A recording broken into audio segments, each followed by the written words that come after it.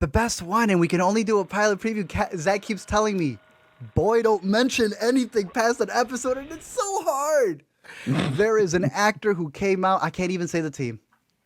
There's an actor who came out for the celebrity that came out for an MLB game, and I went, wow, I am so excited to see you in this show. The studio. Zach, you finished it, so do you have a star rating? I think, I mean, man, I'm definitely going like 4 or 4.5 for the first season.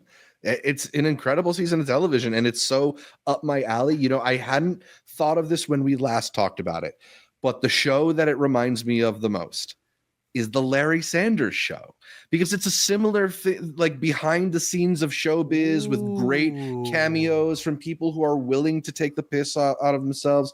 It's a show that's not necessarily like cynical, although it is a little bit of like popping the balloon of the glamour of these showbiz shows, but it still like sees the power and ability of the power that media has to be this thing that we all come together around. Yeah. It's got aspirational elements to it, even if it is farcically silly. I love this show so much, and it also helps that like it's got incredible cast giving incredible performances. Some of the most insane cameos as well. Yeah, guest performances, I guess, right? Because it's even more like they play pivotal parts in each one, almost like a not Seinfeld, but Curb, when people come in, it's like you are the talk of this episode. And it's crazy because many play themselves. I think this is nearing a 5-star show for me. And I'm 2 away from meeting you there. It is a show I want to rewatch so damn badly, bro. Oh, yeah. And like you were saying, I think it's a show that while it feels like it's taking the piss, we just had mentioned Last Black Man in San Francisco. One of the best lines in that movie is you can't hate something unless you love it. All the hate comes from love in this damn show, and it feels like real people. It doesn't feel like a producer trying to fabricate what us movie lovers like. There are characters in here where I swear there's some of you inner cuties, baby. Like I see some of the people there and they talk like you and I, Zach. Yeah, it is so rare to get a show like this. Let's go. You were always saying The Bubble.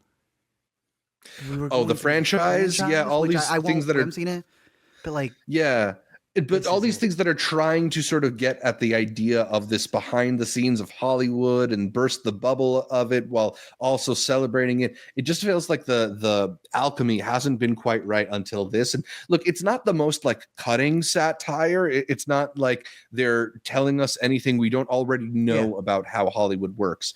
But it is still like they're finding fun nuances in it. It's a situational comedy set against the backdrop of the bullshit that Hollywood is constantly doing. And I just think it's really sharply funny. There's that episode that you said is based off of classic genre style, and I have to say it's the best flip of that I've seen. Absolutely. Yeah. In a while. It's so good. It's so good. I'm very excited for some of the new episodes that roll out. I'm thinking of finishing it up and catching it with everybody because the discussions are one you want to be a part of. I love the Scorsese clip that's out there. I'm taking this to Apple. It's so good. That's the other thing is they're not afraid to name drop a lot of the big companies on this show. No, it's good. It's fun.